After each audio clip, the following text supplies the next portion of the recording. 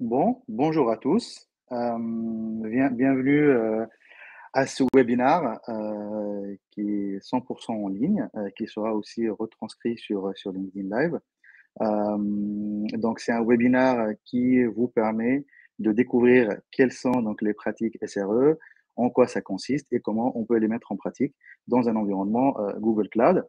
Je suis très, très ravi en tout cas d'être là aujourd'hui pour parler de ce sujet-là, et surtout donc en compagnie de Bruno qui pour moi monsieur SRE chez Google. Alors pour ma part, donc je m'appelle Saïfeddine Mansouri, donc jusque-là donc j'étais directeur de l'activité cloud chez Sphere à Paris, mais depuis récemment donc j'occupe le poste de CTO Cloud c'est se faire, plutôt global au groupe, pour voilà donc incarner l'expertise cloud et aider l'ensemble de nos équipes pour réaliser nos projets et faire avancer en tout cas tous les sujets autour du cloud, d'infrastructure et de sécurité.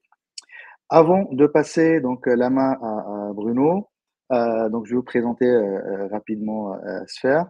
Mais entre-temps, si vous avez des questions, bah, n'hésitez pas à les mettre dans la partie Q&A et on prendra le temps à la fin de la présentation avec Bruno pour y répondre.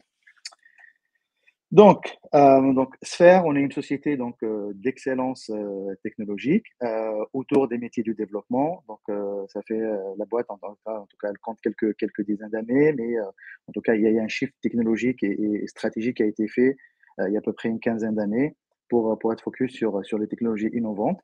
Donc aujourd'hui, on a plus de 850 ingénieurs qui travaillent dans nos entités, qui sont au nombre de 7, 5 en France, Paris, Lille, Bordeaux, Nantes et Strasbourg, et 2 au Benelux, c'est Bruxelles et Luxembourg. On a plus de 120 clients actifs au quotidien et on fait une croissance organique de 20% d'une année à une autre. Alors, chez Sphere, on a 3 métiers complémentaires. On a donc le métier de consulting. Donc, on a créé une filiale il y a maintenant à peu près 1 an et demi, 2 ans, qui s'appelle WeVision, qui est plutôt centrée sur le consulting, sur l'accompagnement des DSI, des C-level et des sociétés dans leur transformation et dans l'adoption de nouvelles technologies, mais aussi pour concevoir des roadmaps et les stratégies IT à venir. On a la société Sphere, du coup, voilà, c'est notre métier qu'on fait depuis maintenant plusieurs années. Donc, c'est la partie construction des applications et des plateformes. Donc, c'est la partie Makerel. Et enfin, on a Sphere Institute, notre organisme de formation, qui a un catalogue assez riche avec énormément de formations, notamment des formations officielles où on est ATP, Google Cloud, AWS, Azure, Confluent et j'en passe. Donc, c'est 3 métiers vraiment complémentaires qui nous permettent, en tout cas aujourd'hui, d'accompagner nos clients de bout en bout sur leurs projets. Alors, la relation avec Google, donc c'est une relation qui est assez fantastique. Donc, on a commencé en 2008 en étant bêta-testeur d'App Engine, qui est un peu le premier produit de Google Cloud tel qu'on la connaît aujourd'hui, hein, l'offre cloud de Google. Après, voilà, donc on a testé pas mal de produits comme BigQuery, Compute Engine. Et je pense qu'il y a une année assez charnière, c'est 2017, où on est devenu premier partenaire de Google. C'est le plus haut niveau de partenariat. Et donc à ce moment-là aussi, on a accompli un certain nombre de spécialisations qui sont en fait des sortes de reconnaissance et de validation d'un certain nombre de savoir-faire, que ce soit sur la partie data, mais aussi sur la partie infrastructure. On est aussi reseller depuis 2020. On a aussi les spécialisations côté sécurité, devenu partenaire côté Benelux. On a aussi une relation assez étroite avec Sens, où on a aujourd'hui construit une offre de landing zone avec les contrôles locaux. Et donc, c'est une relation qui va continuer notamment sur l'année prochaine. Il y aura donc la release de l'offre du cloud souverain. Et cette année, c'est aussi une année très, très importante. Notamment, on a gagné en tout cas l'award du partenaire de l'année dans la catégorie service, donc qui a été annoncé lors du dernier Next à San Francisco. Donc ça, c'est la consécration de plusieurs années de travail de nos équipes et d'excellence aussi et d'accompagnement de nos clients au quotidien. On a aussi une nouveauté cette année, c'est la signature d'un partenariat sécurité avec Google Cloud, donc c'est un partenariat à part qu'on a signé et donc restez en tout cas informés, il y aura énormément de choses qui vont arriver sur cette partie-là, sur les prochaines semaines et les premiers mois. Mais sachez voilà, qu'on est en cours de construction d'un certain nombre de choses autour de ce sujet. On a énormément de certifiés aussi côté Google Cloud, hein, notamment on a plus de 120 experts certifiés sur l'ensemble des certifications avec quelques personnes qui sont multi-certifiées. On a CGDE aussi, donc Google Developer Expert, donc c'est un programme communautaire de Google, donc c'est des gens qui ont un rayonnement assez important au niveau des communautés, notamment lors de conférences ou webinars ou contributions écrites avec des articles ou des tribunes. On a 8 références publiques aussi, que vous voyez en bas de l'écran. Donc, c'est des use cases qu'on a déjà réalisés, des projets qu'on a réalisés avec nos clients. Donc, c'est des références qui sont publiques. Vous pouvez les trouver sur Internet et sur le site de Google. Voilà, voilà. Donc, ça, c'est un peu la présentation de Sphère. Donc, je vais repasser du coup la main à Bruno qui va donc nous parler de la partie SRI côté Google. Donc, Bruno, je te laisse te présenter et voilà, et dérouler ta présentation. Eh bien, merci beaucoup, Céphiding. Donc, pour ma part, je suis donc Bruno Reboul. Je suis ingénieur cloud chez Google et j'accompagne les clients qui veulent adopter Site Reliability Engineering. Alors, j'ai quelques planches pour vous parler de ça. Du coup, je vais partager mon écran. Hop, pour prendre le relais. Voilà, partage. Eh ben, je crois que c'est bon, on voit l'écran qui est partagé. Donc, qu'est-ce que c'est que Site Reliability Engineering? Eh bien, c'est la façon dont Google opère ses systèmes en production, donc les systèmes les plus importants qui ramènent du revenu à l'entreprise. Donc, par rapport à l'introduction que vient de présenter Safidine, ça s'inscrit donc sur vos applications les plus importantes, des applications, on va dire, métiers, qui comptent pour vous, qui sont au cœur de votre transition digitale et sur lesquels vous avez besoin que ça fonctionne très bien en production. Donc c'est une façon de faire qu'on avait gardée secrète pendant pas mal d'années. Et puis en devenant fournisseur de cloud public, on s'est dit que ça serait mieux de la partager, que si un certain nombre de clients voulaient l'adopter, et bien que ça faciliterait l'obtention des résultats communs des applications qui tournent sur GCP. Et évidemment, pour que ça fonctionne bien, il faut que ça soit fait avec toute la puissance du réseau de partenaires, et donc notamment avec ce partenariat historique avec Sphere. Du coup, ce que je vous propose d'aborder ensemble aujourd'hui, c'est d'essayer de comprendre pourquoi on en a mis en œuvre SRI et en creux aussi quand est-ce qu'on n'en a pas besoin. Parce que comme c'est devenu un buzzword, c'est important aussi de ne pas partir vers une impasse et de se dire tiens, je vais en faire parce que simplement on en parle, mais vraiment d'en faire quand on en a besoin. Ensuite, de regarder ce qui est au cœur de l'approche, ce qui vous permet de démarrer du bon pied et pas de partir dans n'importe quelle direction, mais d'aller là où ça apporte le plus de valeur. Et enfin, de regarder un certain nombre de pratiques additionnelles qui viennent compléter ces principes clés pour avoir quelque chose de solide. Voilà. Et en dernier temps, je partagerai un peu un certain nombre de chemins qu'ont pu faire d'autres clients GCP qui ont adopté Site Reliability Engineering. Du coup, pourquoi est-ce qu'on a mis en œuvre et pourquoi est-ce qu'on a inventé Site Reliability Engineering chez Google? Donc, la raison de cette invention, c'est le constat que quand nos services digitaux ne sont pas assez fiables, on perd nos utilisateurs. Et donc, c'est assez violent puisque Google est une entreprise qui a la totalité de son chiffre d'affaires sous forme de services digitaux, que ça soit dans le marché consumer ou que ça soit dans le marché entreprise. Donc, si sur le marché consumer, par exemple, Google Search ou Google Drive ou Google Maps n'est pas assez fiable, il y a toujours des alternatives pour aller chercher quelque chose d'autre. Si sur le marché entreprise, que ce soit Google Ads ou GCP n'est pas suffisamment fiable, il y a toujours des alternatives pour aller chercher autre chose.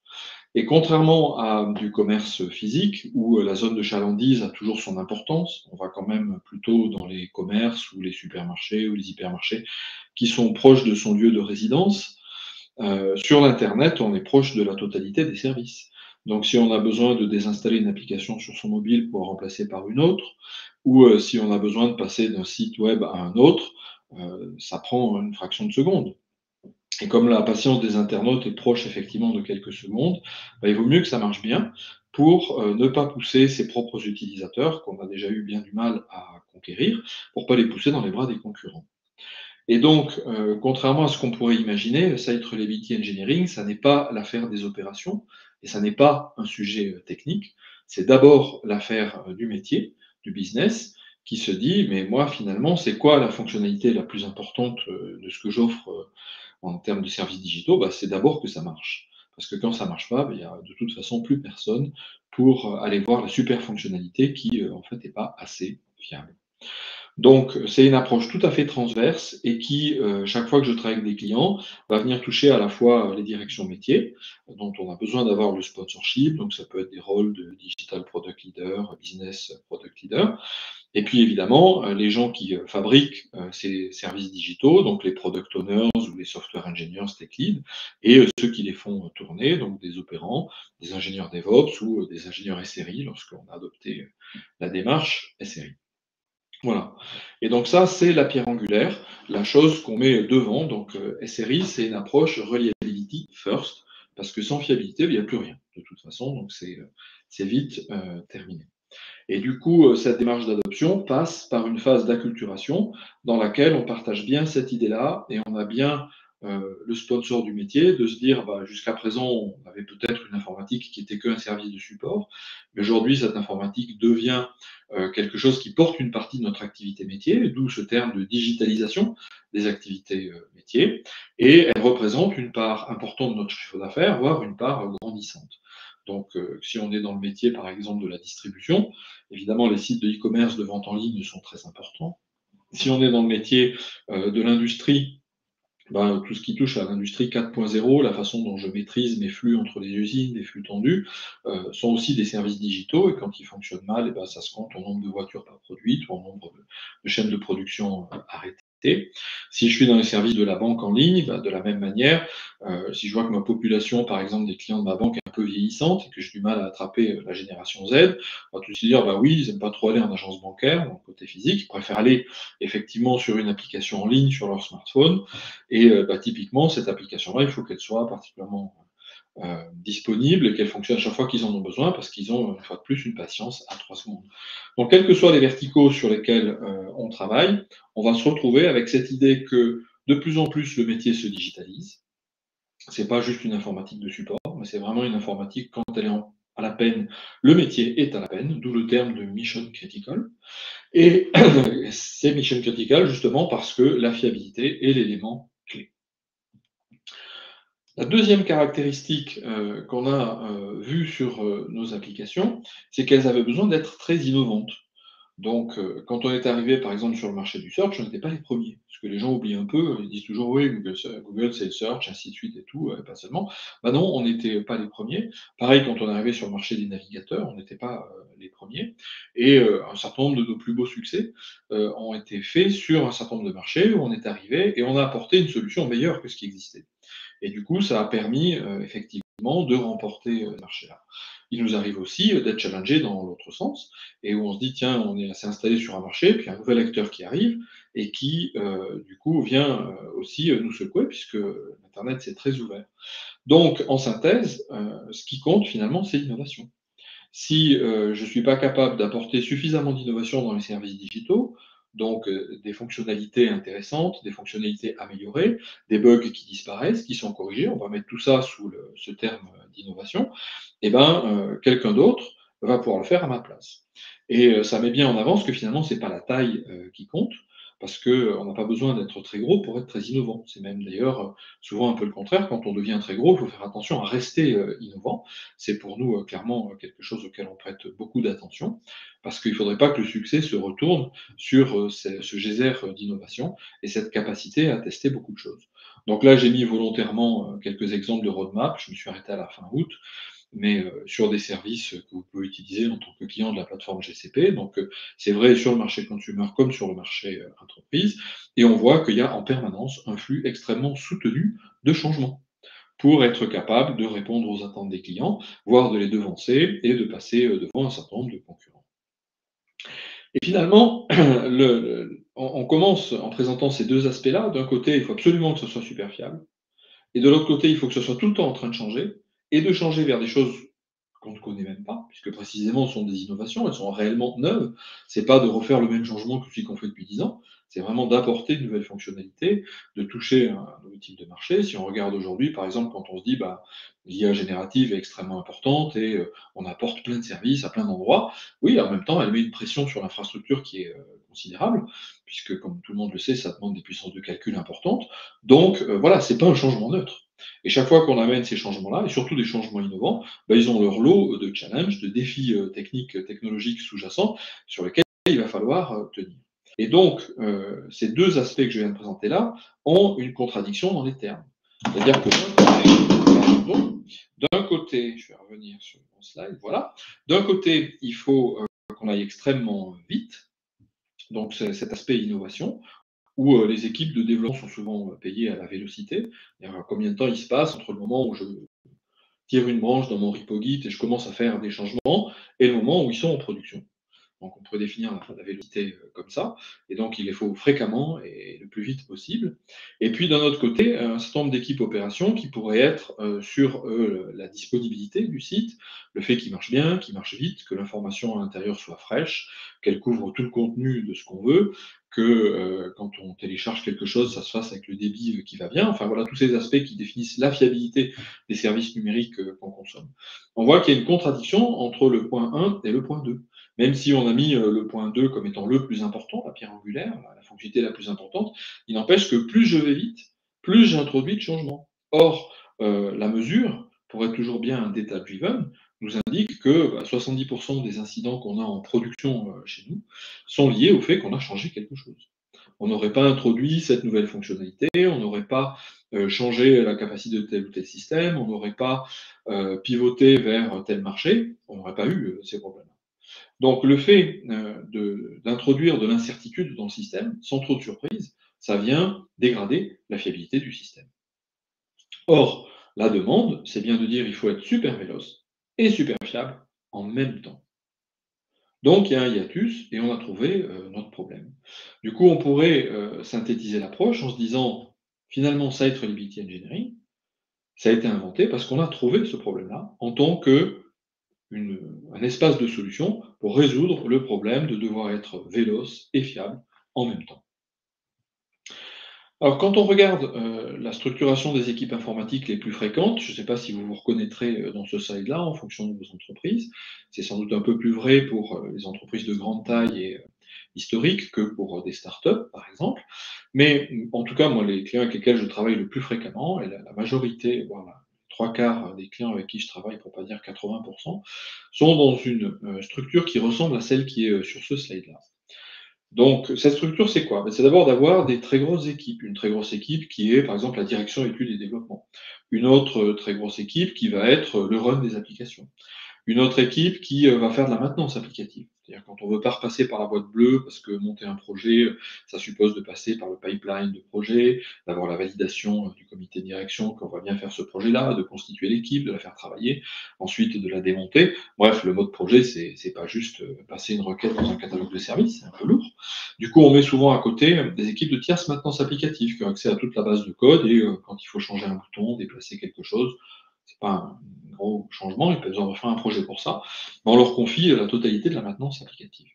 Et en bas, vous reconnaîtrez évidemment les équipes infrastructures qui amènent la capacité de stockage, de transmission réseau, d'authentification et évidemment de calcul pour faire tourner tout ce qui est au-dessus. Elles sont souvent hybrides, donc à la fois dans le cloud, GCP, et aussi on-premise, parfois aussi multi-cloud. L'idée de ce slide-là, c'est qu'à chaque fois, plus les boîtes de couleurs sont grosses, plus le modèle fonctionne. Parce que le véritable objectif de ce modèle-là, c'est de considérer l'informatique comme étant un mal nécessaire, et donc de le piloter dans la contribution de réduction des coûts qu'il peut apporter à l'entreprise. Du coup, fréquemment dans ces setups-là, le directeur informatique n'est pas forcément membre du COMEX, c'est plutôt le directeur financier. Il est dans les équipes du directeur financier, il lui reporte, et sans trop de surprise, son principal objectif annuel, c'est de faire moins 5% sur le budget d'IT d'une année sur l'autre. Parce qu'après tout, c'est un service de support, c'est pas le cœur de métier. Et donc le meilleur moyen qu'on a trouvé d'atteindre cet objectif de réduction des coûts de la direction informatique, c'est de massifier. Plus c'est gros, moins ça coûte cher. Et surtout si derrière on prend un partenaire et qu'on met tout chez le partenaire. en out-task, bah, dans ce cas-là, forcément, comme disent les Américains, c'est un marché du your mess for less, hein, je prends tout ce bazar d'informatique, puis je le fais pour moins cher. Donc, ça, c'est un peu un point de départ, la chose à laquelle on est le plus fréquemment confronté. On comprend bien que par rapport aux deux objectifs qu'on vient de mettre en place, être super fiable et super véloce, et au fait qu'on veut atteindre ces deux objectifs-là en même temps, donc au problème qui vient d'être posé, ce système-là n'est peut-être pas le meilleur, puisque forcément, être véloce, ça consiste à passer de la boîte bleue à la boîte verte très rapidement, ou en tout cas au moins jusqu'à bien installé dans la boîte orange, en demandant probablement au passage des changements à la boîte violette qui est en dessous. Euh, et là, comme on a fait des grosses armées, bah, elles ont du mal à travailler entre elles, vu qu'elles sont par définition silotées. Et c'était le but d'avoir créé des gros silos pour faire de la réduction de coûts. Donc on a mis en place des process en s'appuyant sur les bouquins ITIL très fréquemment. Et au final, on n'a pas beaucoup d'agilité. Parfois, il y a des gens qui me disent, non, on fait du développement agile, mais que dans l'équipe de dev. Après, ça passe en prod tous les 6 mois ou tous les 2 ans. Pas vraiment agile, par exemple. Et du coup, ce modèle-là, il est là. Je pense qu'il va durer fort longtemps parce que c'est vrai qu'il y a toute une partie de l'informatique qui reste une informatique de support et sur laquelle on ne voit pas l'intérêt de faire différemment. Par contre, lorsqu'on est bien face au défi de la digitalisation, où on se dit, mais il y a toute une partie en tant que retailer, en tant que distributeur, toute une partie du commerce qui se fait dans le commerce digital. Si je fais que mes magasins, bah, je vais rater cette opportunité-là. En tant qu'industriel, il y a toute une partie de la transformation qui est basée sur des services digitaux, la voiture connectée, par exemple, les systèmes de guidage, les systèmes d'optimisation, tous les services qu'on peut avoir depuis sa voiture. Bah, voilà, je ne vends pas qu'un moteur et des roues, je vends aussi toute cette expérience digitale à l'intérieur de la voiture. Si je travaille dans une autre industrie qui pourrait être celle, par exemple, des images satellites, bah, quels sont les services que je fournis après avoir capturé les images? Pour les agriculteurs, c'est de savoir où mettre des engrais parce que ça vaut la peine économiquement, là où il faut pas en mettre parce que ça vaut pas la peine. Et d'un point de vue impact carbone et écologique, c'est important aussi, ou l'image du parking d'un retailer qui est bien plein parce qu'il a fait la bonne promotion, et moi je voudrais voir comment ça fonctionne. Ben voilà, ce sont des services digitaux et pas juste le fait de fabriquer, de lancer des satellites, même si c'est une industrie. Donc on voit que si on veut attraper cette vague de tout ce chiffre d'affaires additionnel, toutes ces opportunités métiers additionnelles, ben, ce modèle-là, il n'a pas été conçu pour ça. Donc il va rester là pour les autres services, mais pour tout ce qui est neuf et sur lequel il y a vraiment de l'importance, sur lequel le métier nous attend et nous donne du budget, il nous faut faire autre chose. Et donc, voilà, ça pose le débat et ça nous dit Site Reliability Engineering, c'est ni plus ni moins qu'une idée pour résoudre le problème de départ et faire quelque chose de différent de ce qu'on a fait jusqu'à présent. Donc, le message clé va être de se dire finalement, Site Reliability Engineering, quand j'en ai pas besoin, je ne le fais pas. Donc si vous n'avez pas un certain nombre d'applications pour lesquelles il faut aller vite et rester super stable en même temps, dans ce cas-là, on peut mettre de côté. Par exemple, si vous prenez un ERP, vous faites une migration tous les 3 ans pour changer de version, on ne peut pas dire que la vélocité soit très importante. À l'inverse, si vous avez un site de e-commerce et que vous faites des releases à minimum tous les 3 semaines, voire toutes les semaines ou tous les jours, voilà, la vélocité n'est pas la même.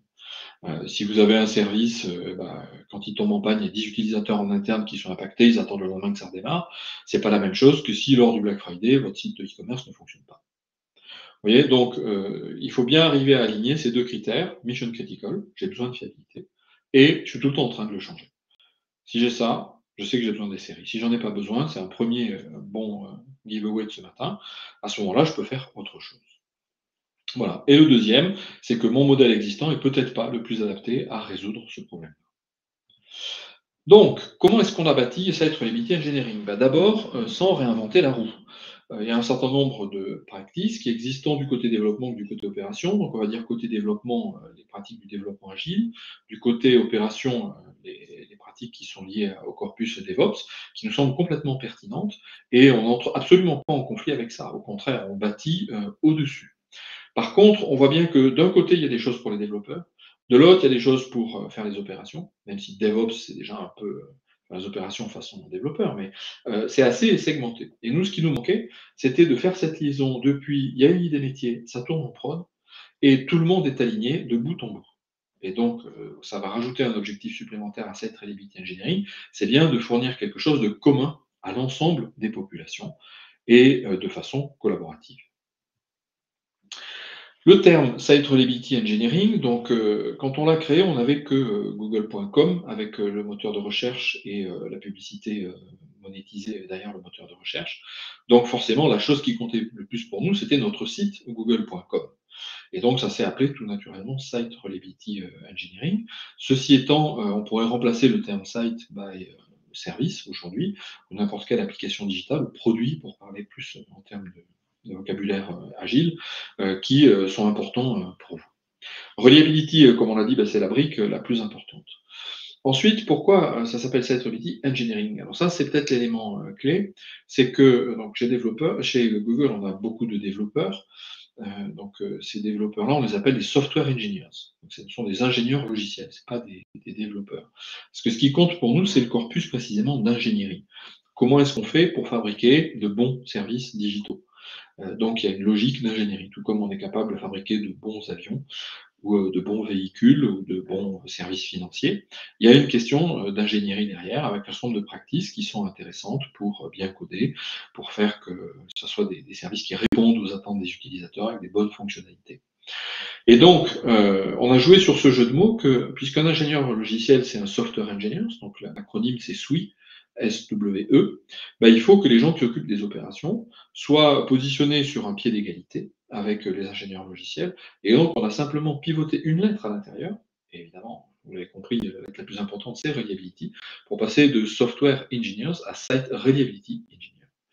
Et c'est ça qui est disruptif, ça consiste à se dire finalement, souvent, dans beaucoup d'entreprises avec lesquelles j'ai travaillé sur les 10, 15, 20, 30 dernières années, on considère les opérations comme quelque chose un peu à fond de cale.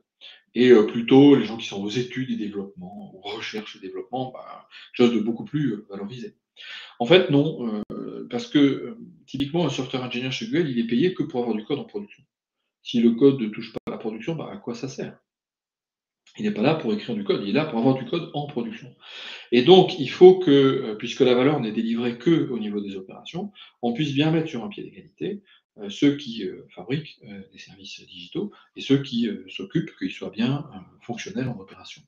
D'où ce terme extrêmement proche et cette idée qu'on veut absolument le prendre avec un corpus d'ingénierie et pas en considérant que c'est un mal nécessaire et que quand une VM est par terre, on la redémarre. C'est absolument pas l'approche. Donc, ces ingénieurs SRI, qu'est-ce qu'ils font en termes d'opération?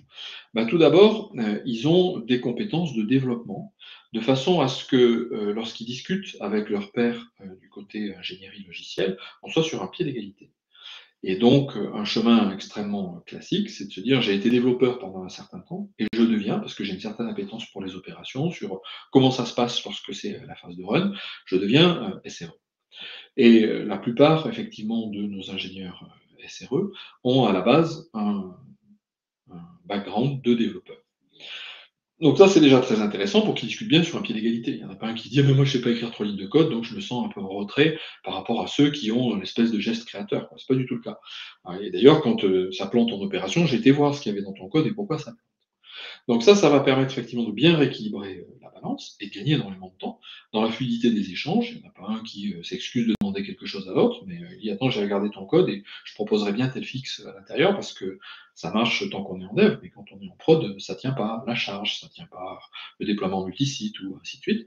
Donc voilà, ça permet une grande fluidité, une grande réactivité et surtout de transformer chaque incident non pas juste comme je redémarre la VM, mais comme j'ai trouvé la route cause, et si je contribue à la fixer, si je donne le bon int, voire je propose même le code change pour la fixer, au final, mon service s'améliore. Et donc, on est bien dans cette approche, on va dire, du double sens du mot crise pour les Asiatiques, qui est à la fois quelque chose de triste parce que c'est cassé, et en même temps une opportunité de faire mieux. Et là, on réalise cette opportunité de faire mieux en ayant des opérants, des compétences de développement. Bon, évidemment, toute médaille a son revers, c'est celle du recrutement, puisque c'est déjà dur de trouver des bons développeurs, même s'il y a des périodes, comme pendant le Covid, on n'en trouvait aucun, vu que tout le monde faisait des services digitaux à tour de bras. Post-Covid, il y a eu un petit trou d'air, donc comme tout le monde le sait, le marché a un peu changé, c'est un poil plus facile de les trouver, mais ceci étant, demander à un développeur qui a de très bonnes compétences de développeur de faire aussi des opérations, et d'être recruté pour des opérations, c'est vraiment chercher le mouton à 5 pattes. Donc il y a toujours une difficulté par rapport à ça. Et actuellement, dans Google, c'est 160 000 personnes à peu près, il y a 4 400 SRI, ingénieurs SRI. Donc, vous voyez, c'est pas non plus une population gigantesque comparée à plus de 50 000 développeurs qu'il peut y avoir de l'autre côté. Donc voilà, c'est un vrai challenge. Par contre, une fois qu'il est réalisé, on a cette valeur-là. Une deuxième valeur qu'on va avoir, c'est la réduction des opérations manuelles qui n'ont pas de valeur, donc celles qu'on appelle le toil. Donc toil, c'est tout ce qu'il faut faire de façon répétitive ou bah, faut le faire, on le fait. Mais en fait, il n'y a pas vraiment besoin d'y réfléchir pour le faire. C'est juste qu'il faut le faire. Il faut le faire 30 fois, 100 fois.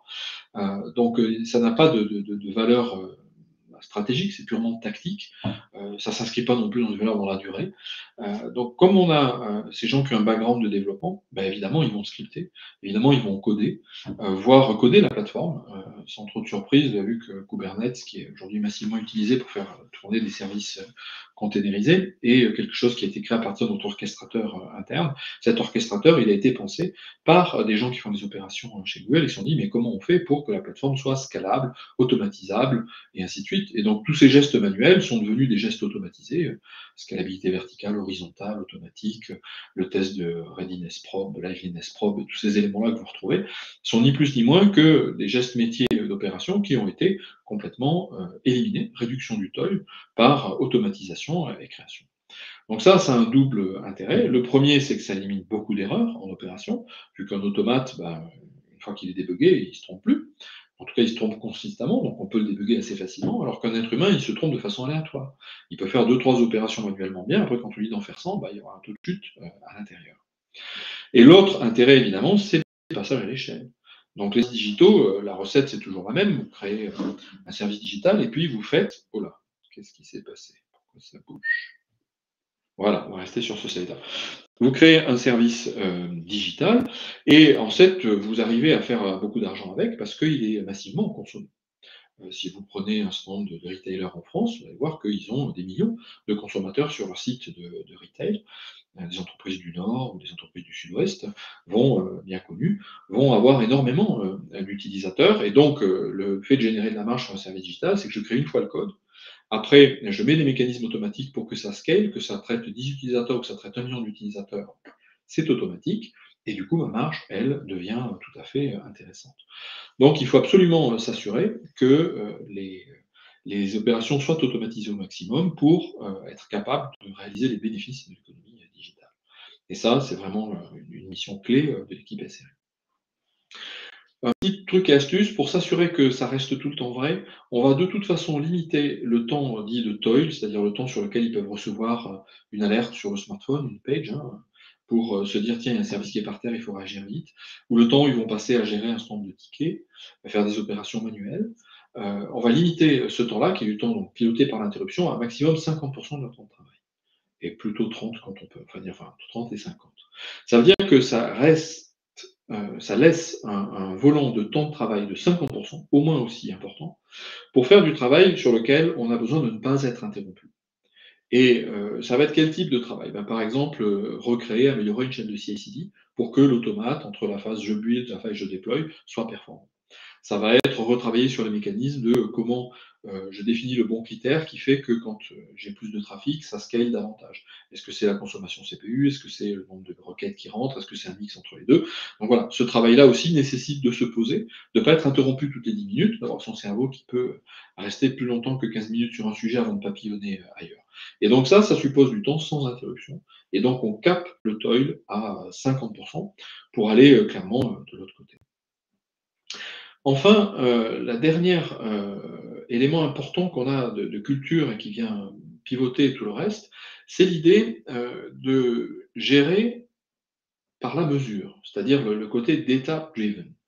Donc, Google est bien connu pour être une des premières entreprises à avoir massivement monétisé un certain nombre de services digitaux et faire que data is the new currency, de se dire voilà, à partir des données que j'ai sur qu'est-ce que vous cherchez, donc quelles sont les publicités qui vous intéressent préférentiellement, par exemple, mais pas que, on peut se dire, voilà, je pilote ça. Mais c'est vrai aussi quand on crée un logiciel, on fait un certain nombre de sondages et puis on se dit, bah, les utilisateurs préfèrent une page Google Search blanche, et ben on la laisse blanche. Si quelqu'un veut rajouter un fil de message dessus, il y a un petit bouton, il peut le rajouter, mais on l'impose pas. Parce qu'on sait que la majorité des utilisateurs préfèrent plutôt blanche. Mais on a mesuré, c'est pas un gourou qui a dit. Donc, cette approche data-driven, qui est à la base de la culture de Google, c'est fondamentalement son approche scientifique. C'est le fait que les deux fondateurs avaient un PhD en mathématiques de l'université de Stanford et étaient complètement imprégnés, elles sont toujours d'ailleurs, de cette approche scientifique. On a une intuition, C'est très bien d'avoir des idées, il faut, il n'y a pas d'innovation sans, mais derrière, on met en place, on mesure, ça marche, on continue, ça marche pas, on arrête. Et donc, cette approche data-driven, qui est finalement juste une approche scientifique de l'idée et la preuve derrière, et le fait que justement ça soit faillible, et quand c'est faillible, on jette, on part avec autre chose et on refait, elle, comment on peut la transposer au métier de Site Engineering? Et donc, la réponse a été assez lumineuse grâce à Ben Traynor, qui est la personne qui a, chez nous, mis en place cette approche, qui a consisté à se dire, eh ben, il faut qu'on ait des budgets d'erreur, qui est finalement le concept clé autour duquel pivote toute l'approche SRI. Donc, ces budgets d'erreur, ça consiste à dire quoi? Ben, ça consiste à se dire, l'erreur est normale.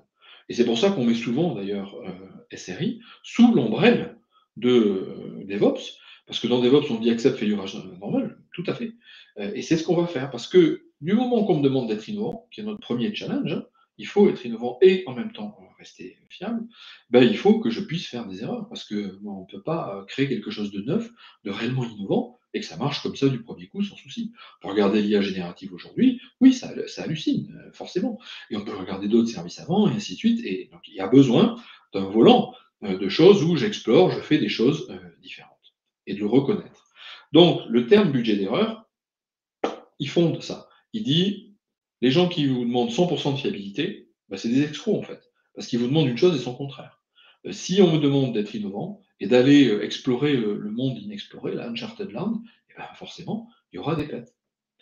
En même temps, et c'est là toute l'astuce du budget d'erreur, ça lui donne une limite. Ça consiste à dire oui, mais enfin, pas trop. Parce que sinon, on n'a plus de clients derrière. Et c'était notre point de départ, la fiabilité et la pierre angulaire de l'approche des séries. Donc, il faut qu'il y ait des erreurs. Sans erreur, on ne sait pas fonctionner. Il faut qu'elles soient suffisamment limitées pour qu'elles soient dans un niveau tout à fait tolérable pour la masse d'utilisateurs qui consomment nos services. Et donc, qu'à la fois, on ait cette capacité à gérer l'innovation et à rester suffisamment fiable en même temps.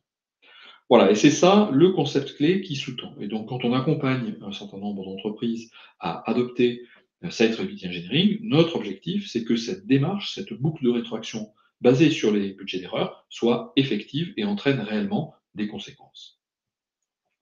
Du coup, ça pose d'abord une question de la mesure, puisqu'on est data-driven, comment je vais faire pour mesurer? Donc, sur la gauche du slide, on a plutôt la mesure façon ancienne mode, sur laquelle on pouvait se dire, tiens, j'ai un Agios, et puis je ping mon serveur, s'il répond, c'est qu'il est up, s'il répond pas, bah, c'est qu'il est dans les choux. Donc, à la fin du mois, je dis pendant combien de temps il était up, combien de temps il était down. Et effectivement, on mesurait ça plutôt en minutes, hein. Donc, avec le fameux système du nombre de nœuds, est-ce que tu es disponible à 3 nœuds, à 3 nœuds et demi, à 4 nœuds, à 5 nœuds, ou à 2 nœuds, ainsi de suite. Bon, on voit typiquement que sur un mois de 30 jours, être disponible à 3.9, c'est déjà assez challenging, hein, c'est juste 43 minutes d'arrêt sur tout un mois. Quand on a des systèmes qui ne sont pas très résilients, eh ben, ça peut complètement arriver. Et donc, 3.9, c'est déjà souvent un objectif très ambitieux. Après, quand on se dit, oui, ben, chez Google, il est nécessaire que un certain nombre de services tournent à 4 voire à 5.9, on voit que même sur une année, ça ne fait pas beaucoup d'interruptions. 5.9. C'est un gros, gros challenge. Ceci étant, mesurer des minutes, c'est confortable pour l'esprit humain, parce qu'on voit tout de suite ce que ça représente sur une période de temps. C'est souvent une escroquerie à nouveau, parce que imaginez par exemple que votre client, c'est un site de e-commerce, et puis vous lui dites, bah, c'est pas grave que ça soit pas disponible pendant le Black Friday, parce qu'on a été super bien disponible pendant la nuit qui a précédé où personne n'a utilisé le service. On va vous dire, bah non, si on est orienté métier, et si on veut mesurer la user happiness, est-ce que les clients qui sont sur ce site web-là consomment bien? Bah, c'est là qu'il faut mesurer et pas n'importe quand. Pareil, si sur une industrie 4.0, vous mesurez quand il n'y a pas de voiture de produite parce que l'usine, par exemple, travaille en 2.8 et pas en 3.8, bah, c'est facile, quoi. Y a pas, la chaîne ne tourne pas, on n'a pas grand-chose à acquérir sur comment les soudures ont été faites, comment les boulons ont été vissés, comment, que sais-je, et tout ce qui fait l'industrie 4.0. Voilà. Donc, il faut basculer la perspective de la mesure, à faire la mesure la plus honnête possible de ce qui compte pour l'utilisateur.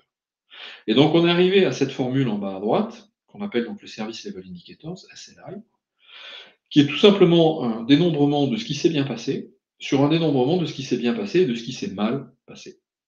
Voilà.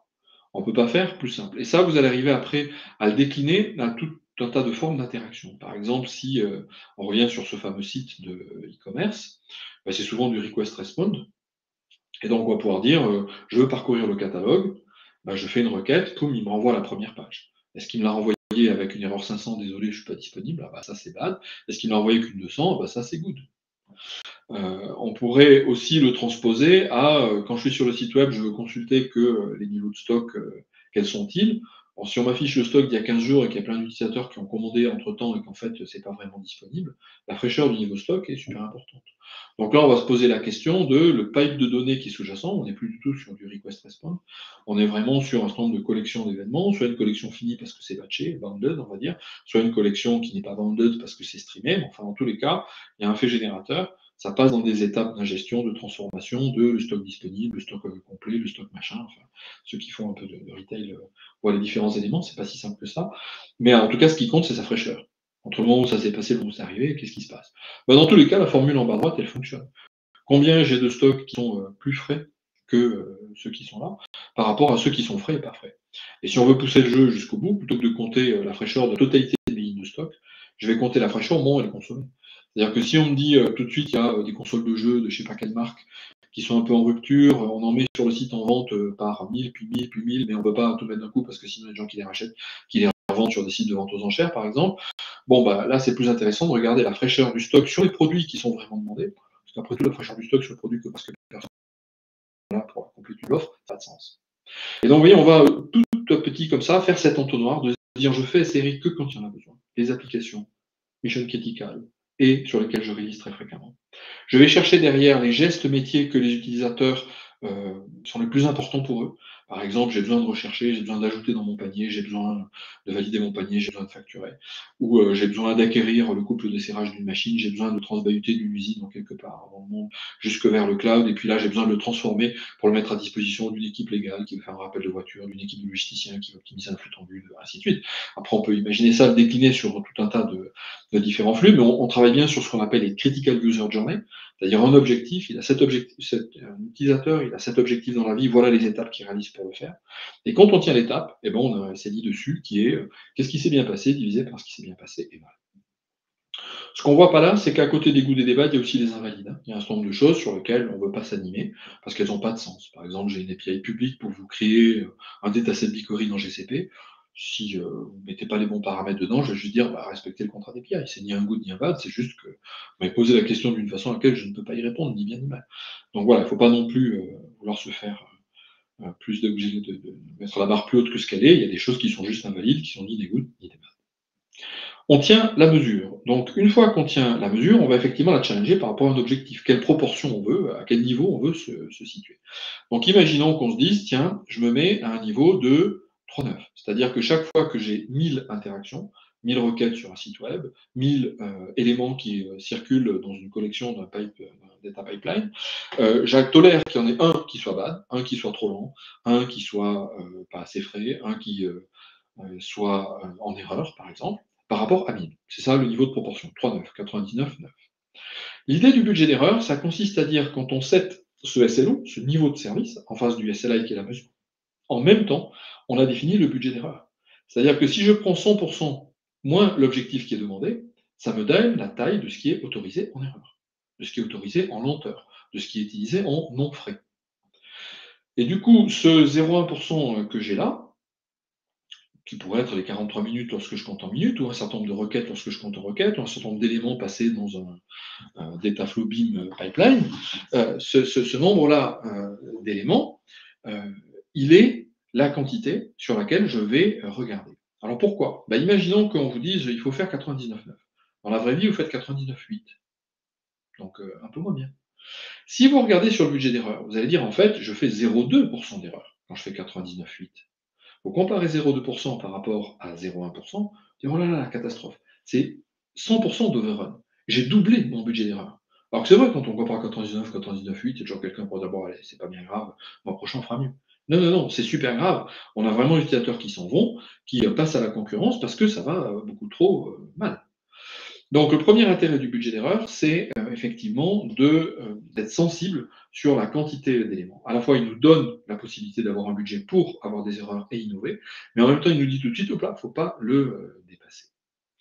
Donc, on a 3 cas de figure à la fin de la journée, ou plutôt, on va dire au début de la journée, puisqu'en général, on regarde les erreurs budget le matin lors du morning check des opérations. La première question, c'est de se dire, il me reste encore du budget. je suis dedans. Par exemple, je délivre 99,95. J'ai donc consommé que 0,05% d'événements en erreur ou trop lents, ou d'informations pas assez fraîches. Je suis dans mon budget. Dans ce cas-là, qu'est-ce qui se passe? Eh bien, ça fait un gros changement pour les équipes de dev, pardon, pour les équipes d'opération, parce qu'on va considérer qu'il n'y a plus de veto. Il n'y a pas quelqu'un aux opérations qui dit une nouvelle release, moi j'appuie sur le bouton, sinon elle part pas en prod. C'est fini.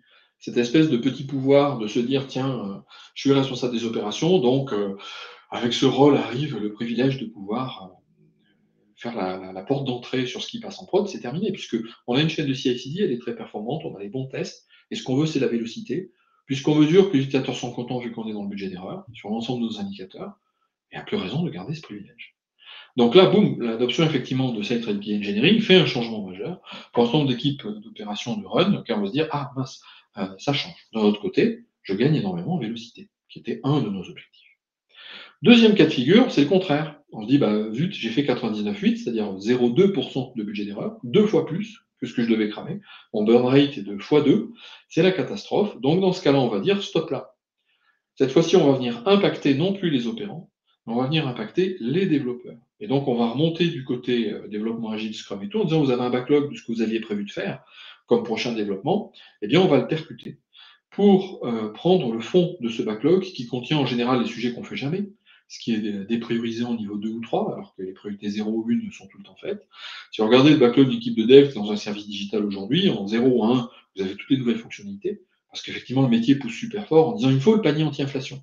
Parce que voilà, il y a de l'inflation, il faut que je réponde aux demandes des gouvernements, et que je puisse dire aux gens, bah, vous pouvez faire vos courses pour moins cher, le tout, il y a panier, la fonctionnalité panier anti-inflation, et ça marche.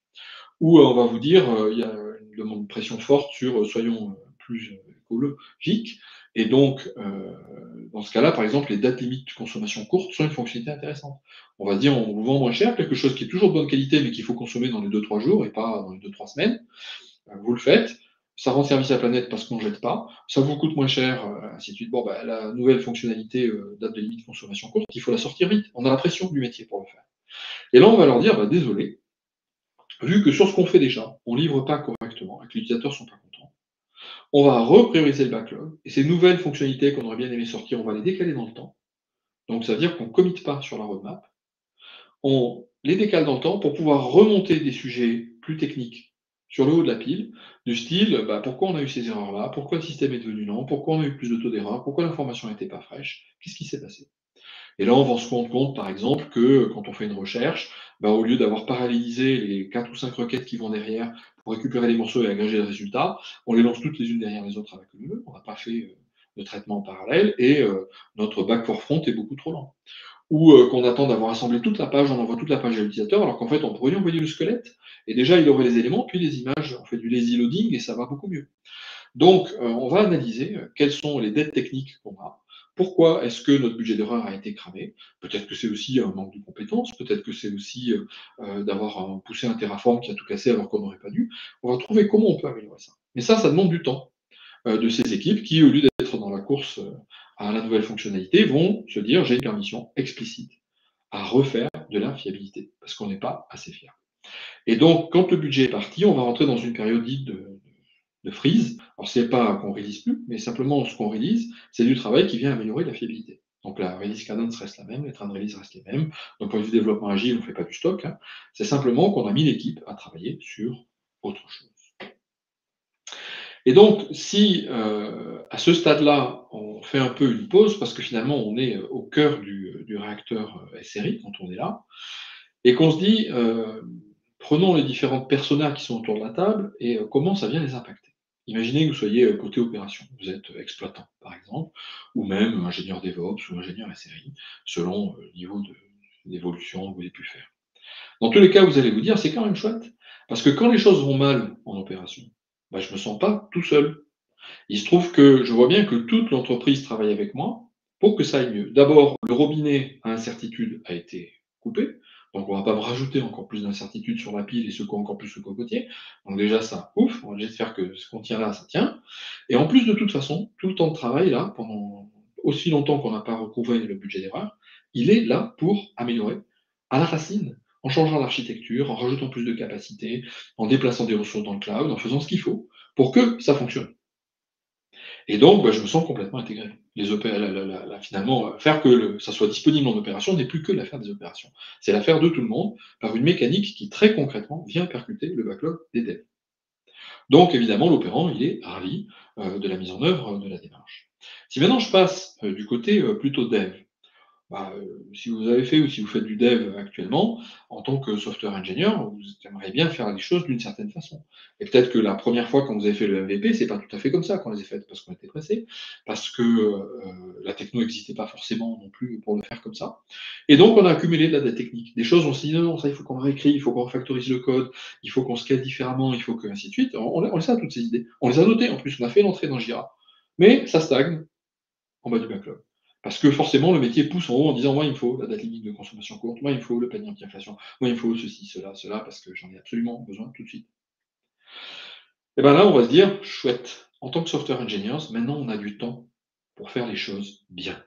Et les idées qu'on poussait et qui finalement étaient un moteur à frustration, au final, ce sont de bonnes idées, mais comme on n'arrive pas à les mettre en œuvre, on fabrique juste de la frustration, et bien là, on se dit ce juge de paix qui n'est plus simplement le métier, mais l'utilisateur, parce que c'est pas le tout d'être innovant, mais enfin, qu'il n'y a plus personne pour consommer l'innovation, ça sert plus à rien. Quand on voit que l'utilisateur est en train de souffrir et qu'il va partir, hop, il nous renvoie et mécaniquement, il nous réalimente avec du temps pour faire. Donc, du point de vue des équipes de dev, c'est super intéressant.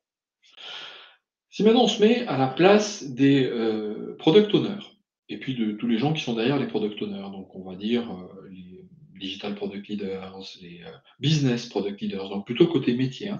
Et en France, on a souvent cette dichotomie MOA, MOE, donc on va trouver des rôles, quel que soit le modèle d'organisation dans lequel vous êtes.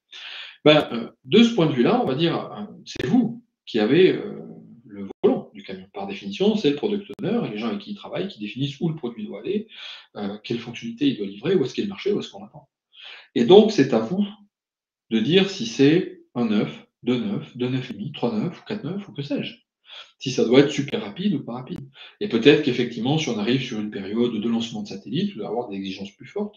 Si on arrive sur une période de résultats financiers, d'introduction en bourse, vous allez demander que l'application flux financier ait des disponibilités plus importantes. Si vous êtes sur une période de Black Friday, de promotion, de fête de fin d'année, vous allez dire attention, là, c'est important, il faut que ça tienne la charge, que ce soit comme ça. Ou si c'est le cas de nous, par exemple, on a Google Cloud Next, c'est fini d'en parler tout à l'heure, fin août. Pendant cette période-là, on fait attention à ce qu'on ne fasse pas la une non plus d'actualité en disant ils font leur sommet du cloud et leur cloud il n'a pas marché à ce moment-là. On fait attention là, il peut arriver qu'il y ait des petites anicroches, mais enfin voilà, il y a des périodes plus sensibles que d'autres.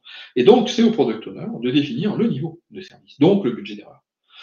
On n'a jamais le droit de le définir de façon rétroactive, par contre, on peut toujours le bouger dans l'année en fonction des objectifs métiers. Et du coup, vous voyez que cette logique qui est au cœur de la série des budgets d'erreur, elle est vraiment transformative parce qu'elle bouge une structuration en silo, qui est un peu notre point de départ, hein, sur le slide avec les grosses boîtes, qui est une structuration conflictuelle. Certains sont payés à la disponibilité, donc ils freinent des cas de fer avec leur câble de câble, leur change advisory board, pour pas qu'on ait de changement ou qu'on les ait que à des conditions où en fait on en a très peu. De l'autre côté, on a ceux qui sont payés sur la vélocité, qui eux pousseraient bien n'importe quoi en prod, parce que voilà, plus ça va vite, plus ils sont payés, plus il y a de fonctionnalité. Et là, on a complètement sorti de ce conflit structurel à être sur une collaboration structurelle. Et moi, c'est ce qui me met en route tous les matins quand j'accompagne des clients pour que je les aide pour qu'ils fassent mieux avec Seri, c'est que c'est collaboratif fondamentalement. Et c'est collaboratif d'une façon qui est data-driven, puisqu'on a un indicateur qui est dessus. Donc cette collaboration, elle va se mettre en place d'abord quand on pose des indicateurs, parce qu'on a besoin de tout le monde. Le product owner pour nous dire c'est quoi les critical users de journée, les développeurs pour nous dire comment s'implémenter derrière et qu'est-ce qu'on doit mesurer. Est-ce que c'est la longueur d'une queue dans un topic Kafka, est-ce que, ou PubSub, est-ce que c'est effectivement une request response dans une API qui est documentée avec un Swagger Open 3.0. Enfin voilà, on a besoin absolument de savoir comment ça marche sur le capot pour mesurer de façon pertinente. Ça peut être absolument pas, je mesure le temps CPU et l'espace disque, ça n'a aucun sens. Et enfin, on a évidemment besoin des opérants qui sont là pour mettre en place ce système de mesure correctement, avec la bonne plateforme de monitoring, le bon calcul des SLO, le bon dashboarding, que ce soit avec des outils Google Cloud, comme Cloud Monitoring, ou avec des outils open source, puisqu'on est complètement ouvert sur la question, par exemple un Grafana, Prometheus Alert Manager, ça marchera aussi, mais on a besoin de cet outillage. Sans ça, on ne peut pas faire de SRI concret. Donc on intègre bien tout le monde, on pose la métrique, pour qu'ensuite, quand elle nous donne un signal, le signal, il est accepté, reconnu par tout le monde. Il y a personne qui va dire non, non, mais ça veut dire qu'on n'a plus de budget, en fait, c'est mal compté. Non, on s'est mis ensemble pour le compter, on était d'accord dessus. C'est peut-être pas parfait, mais c'est pertinent et c'est collaboratif pour avancer ensemble. Voilà, c'est ça l'essentiel de l'approche. Et donc les messages clés, ils sont là. Hein. Ce matin, ce qu'on s'est dit, c'est un, si vous n'avez pas besoin des séries, vous en faites pas. En fait, quand Business Critical et Vélocité en même temps. Deux, les modèles actuels de massification sont probablement pas les bons pour atteindre cet objectif. Trois, quand on met en place ces séries, autant commencer par mettre en place ça. D'abord, avoir des budgets d'erreur effectifs avec des conséquences. Parce que là, je tire la valeur. Et après, on complète avec autre chose. Donc on voit que on tient l'espèce de Graal que DevOps avait formalisé en disant il nous faut des common metrics, des métriques qui animent à la fois les PO, les devs, les opérants, tout le monde en même temps. Ben là, voilà, c'est l'erreur budget, la common metric, celle sur laquelle on peut reconnaître la performance globale. On gagne tous en même temps, on perd tous en même temps. Donc c'est vraiment un incentive commun. On peut aligner le système de primes des gens sur l'atteinte commune de ces objectifs-là. Évidemment, à partir du moment où on sait qu'il y a un budget d'erreur, on ne va pas prendre trop de risques pour pousser n'importe quoi en prod, parce qu'on sait que derrière, ça reviendra forcément dans l'assiette, avec cette espèce de courroie de transmission. Donc on évite complètement jeter le code par-dessus le mur, et même si on a d'un côté des équipes de développement, de l'autre côté des équipes SRI, et qu'on n'est pas juste une pizza team, juste en vieux budget ça marche encore. Donc on voit qu'en termes de modèle organisationnel, SRI est extrêmement ouvert. On peut très bien se dire, je fais que du multi-turnique, par exemple assez fréquent chez les digital natives, les startups, où les gens sont en mode pizza team. On le trouve aussi beaucoup sur les services digitaux des retailers, par exemple en France. Puis après, les entreprises qui me disent, c'est absolument impossible. J'ai vraiment un certain nombre de personnes qui sont côté études et développement, j'en ai d'autres qui sont du côté exploitation, et j'aimerais quand même bien faire. Ben, on peut. Ça ne sera pas forcément la même proximité, on n'aura peut-être pas la même agilité, mais cette courroie de transmission le permet précisément, puisqu'elle garantit qu'on va se self-policer sur ces éléments-là. C'est très intéressant sur la relation métier aussi, puisqu'on n'aura plus le métier qui s'assied à la table et qui dit non, mais c'est tellement important pour l'entreprise qu'il me faut 100% de disponibilité. Vous ne comprenez pas, c'est tellement important. Dire, écoutez, vous avez décidé de faire du chiffre d'affaires sur le métier du digital. Ça veut dire quoi, le métier du digital? Ça veut dire qu'on écrit du code. Si on écrit du code, bah, on écrit d'abord des bugs. Ensuite, on essaie de les enlever, d'abord dans des phases préliminaires avec une chaîne de CI, avec des tests unitaires d'intégration, de one-to-one, ainsi de suite. Mais enfin, il y en a quand même qui passent au travers. On fait des systèmes résilients aux pannes, qui scalent, qui sont massivement distribués, mais enfin, du coup, ils sont beaucoup plus complexes, donc il peut y avoir des cascading failures. Bref, une fois de plus, accepte fait du normal. Vous voulez faire du chiffre d'affaires avec le digital, donc vous acceptez que ça ne marche pas tout le temps. Par contre, on va se débrouiller pour que quand ça ne marche pas, ça soit peu visible et ça ne tue pas les utilisateurs et ils ne partent pas chez les concurrents. Et donc, on aura effectivement atteint cette martingale, mais c'est aussi demander au métier de ne pas arriver en disant je veux 100%. Point.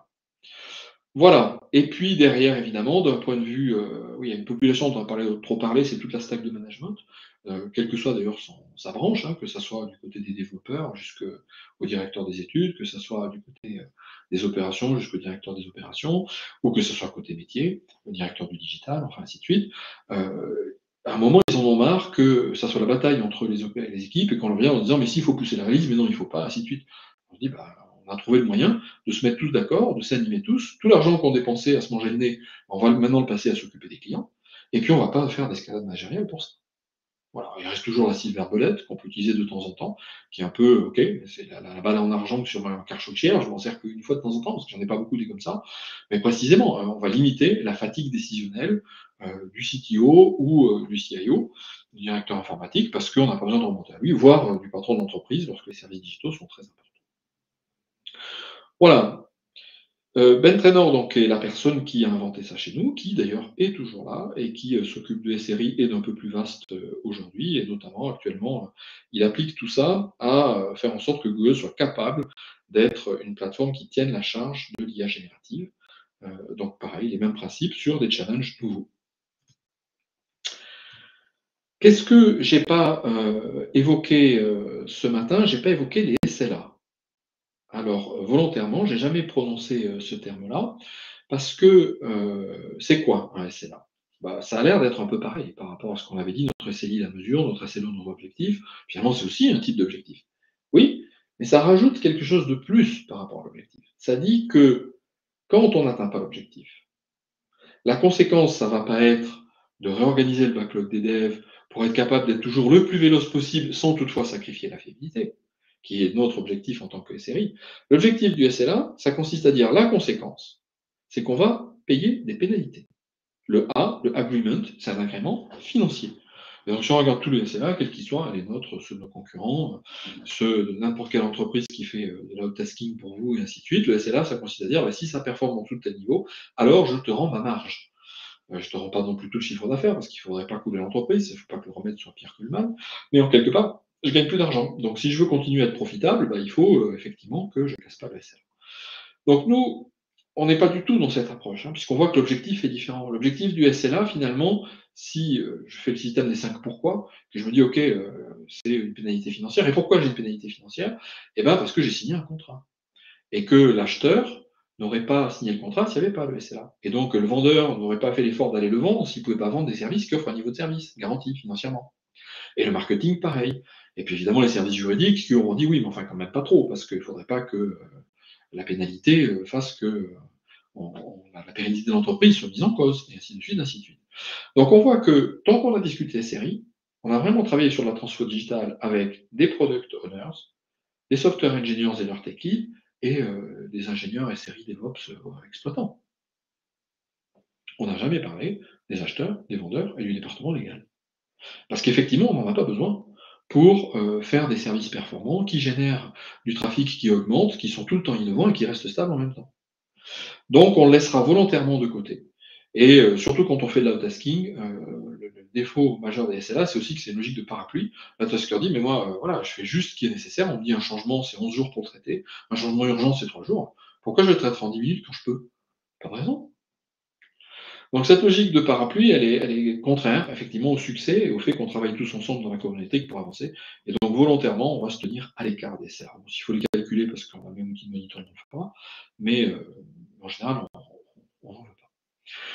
Du coup, vous voyez que cette approche SRI Core, donc les principes cœur de SRI qui pivotent autour des budgets d'erreur, des niveaux de service et des conséquences à rater ces niveaux de service, ils font bien la jonction bout en bout entre j'ai une idée métier, clac, j'ai commencé à tirer une branche dans Git, à faire un changement de code, à le faire passer dans ma chaîne de CI/CD, test unitaire, test d'intégration, test de qualité de code, test de sécurité de code, à builder mon container, à regarder qu'il soit déployé en production, qu'il soit bien sécure comme il faut, à le passer de l'autre côté, jusqu'à ce que, boum, en bout de chaîne, l'utilisateur se serve de la feature.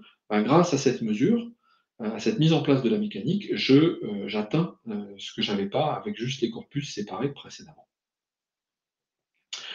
Voilà, sur les quelques minutes qui nous restent avant que je repasse la main à Sefidine pour remontrer donc comment Sphère s'intègre dans cette démarche-là.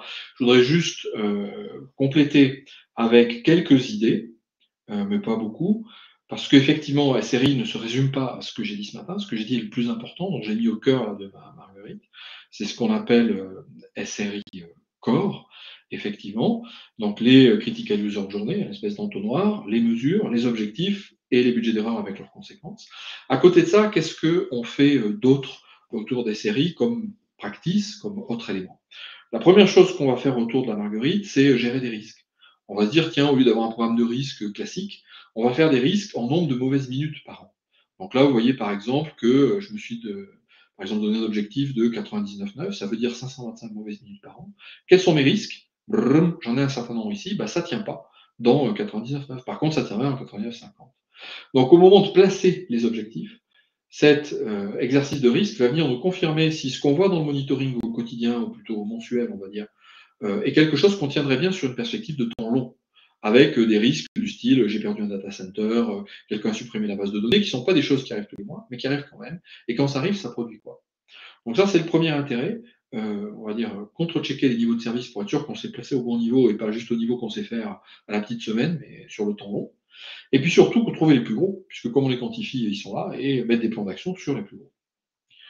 Une autre chose qu'on va faire, c'est travailler beaucoup sur la logique des root cause analysis. S'il y a eu un incident majeur, c'est pas tout de remettre le service en route, mais surtout d'éviter que ça se reproduise. Et donc là, on a une philosophie au niveau des post-mortem qui est dite blameless. Donc blameless, ça veut dire qu'on montre pas du doigt. Le mantra pour nos équipes SRI derrière, c'est bad news should travel fast.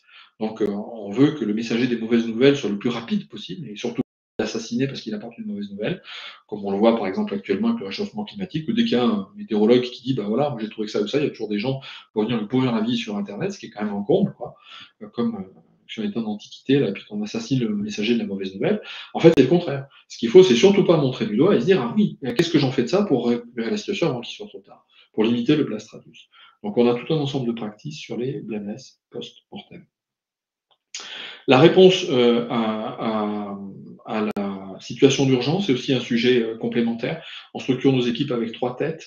Quelqu'un qui prend le lead sur la réponse à l'opération, quelqu'un après qui peut le prendre techniquement et d'un point de vue de communication, avec 3 types de modes. Et aussi, ce qu'on fait, c'est qu'on entraîne les gens avec un jeu de la mauvaise fortune. C'est peu comme à la télé, quand on a un télécrochet, on se dit hop, vous avez gagné un nouveau téléviseur. Ben là, on se dit, tu as gagné une page sur ton pager, et poum, il y a ça qui t'est tombé sur la tête, tu fais quoi?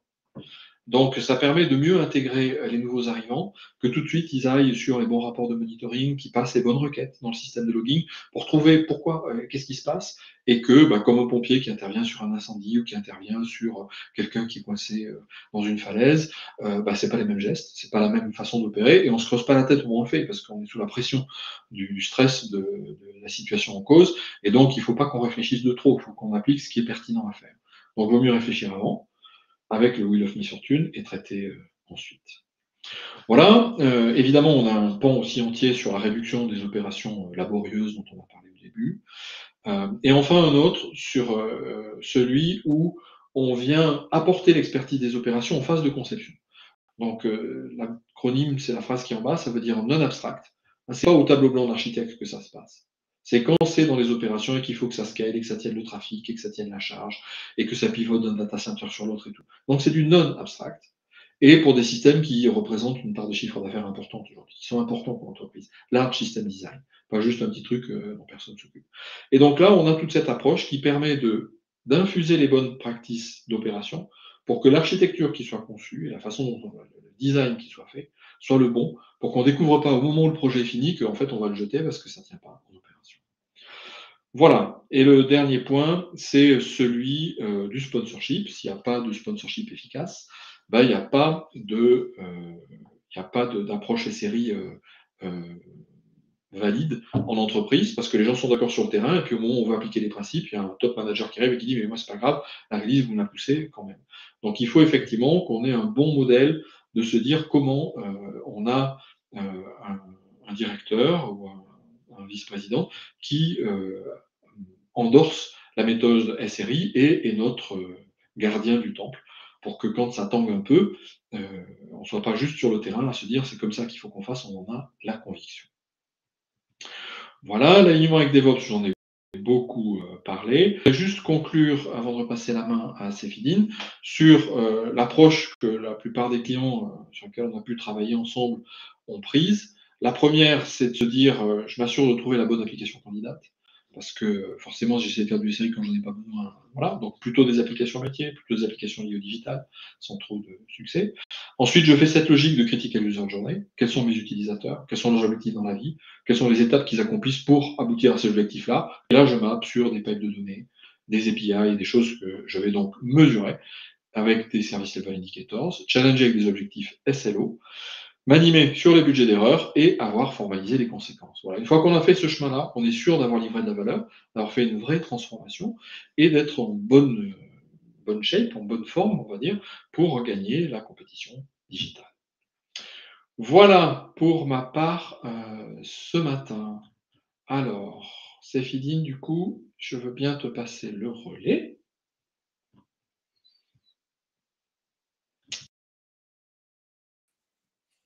Merci beaucoup, Bruno, hein. C'est toujours très passionnant de tes côtés en train de parler de SRI, hein.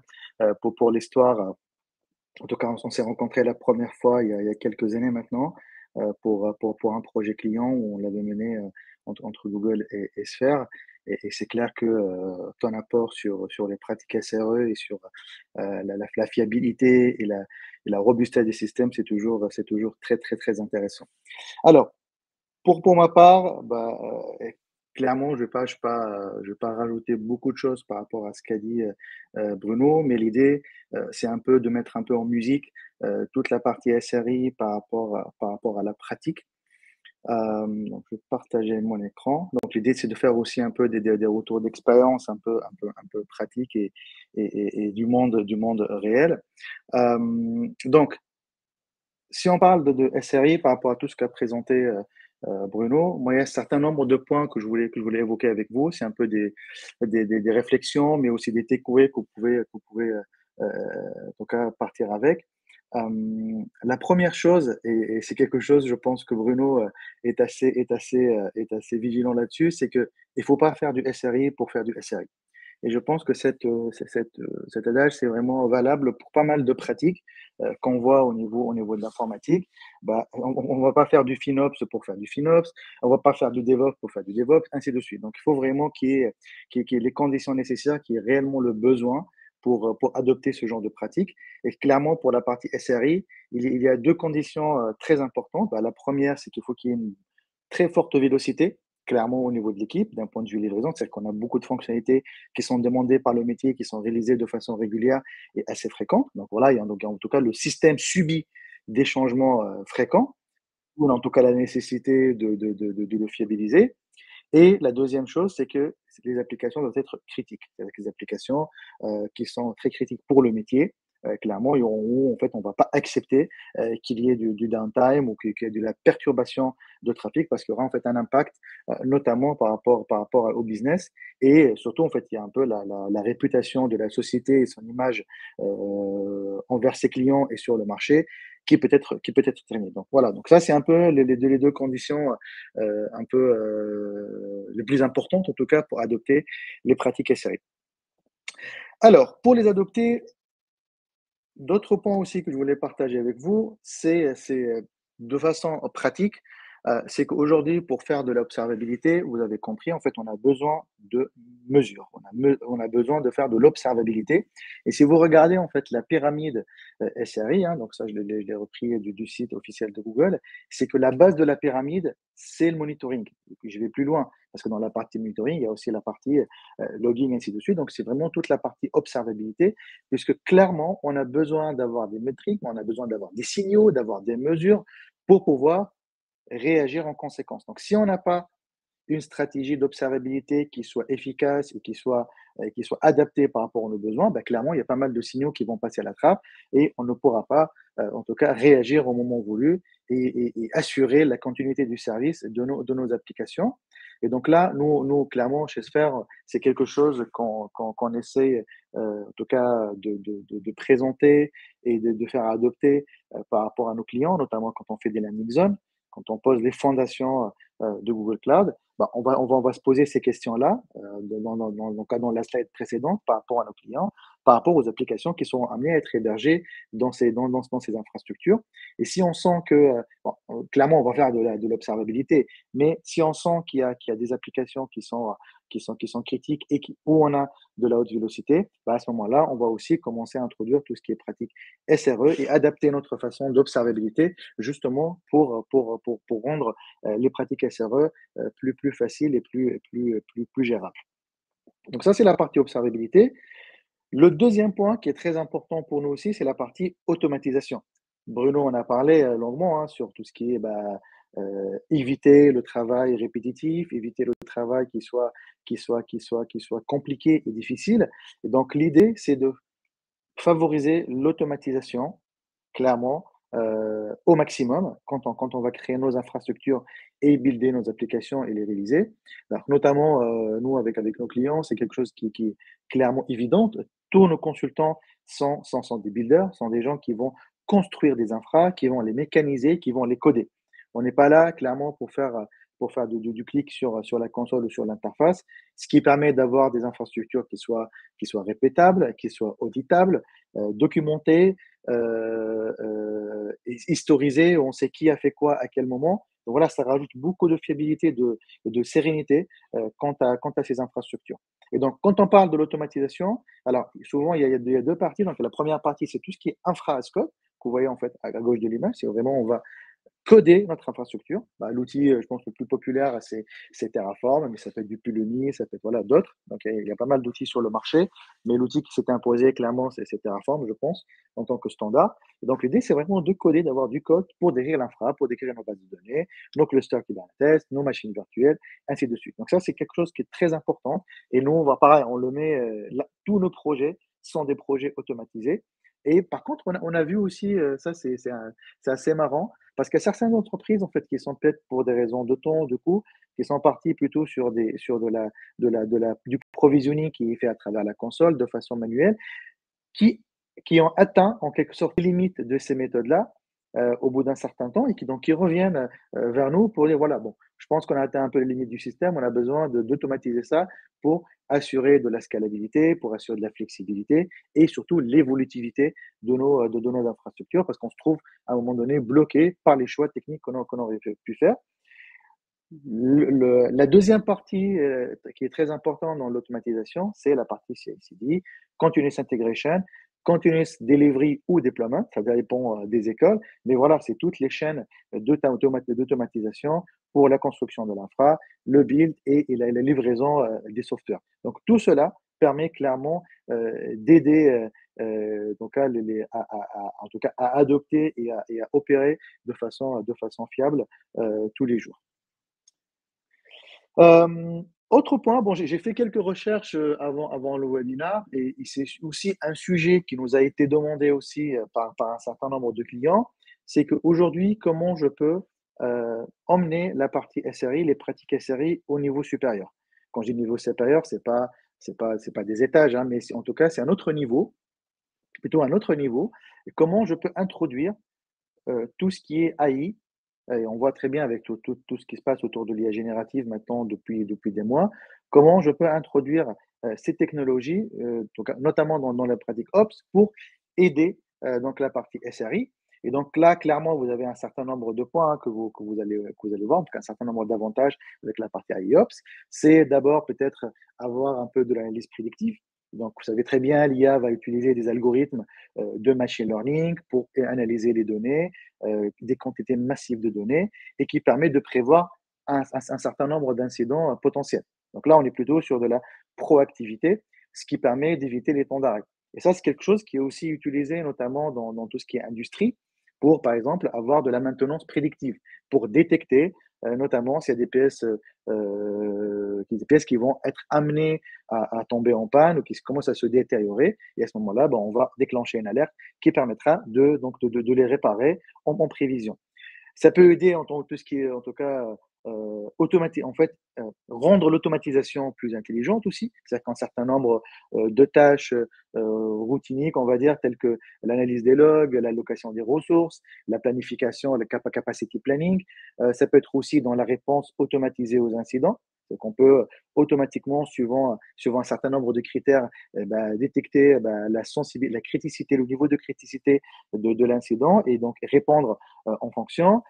Ça peut être aussi la détection d'anomalies. Vous savez, ça, c'est utilisé aussi notamment sur la partie sécurité, mais aussi dans la partie Ops. Mais on va détecter un peu certains types de comportements qui permettent voilà, de faire des alertes.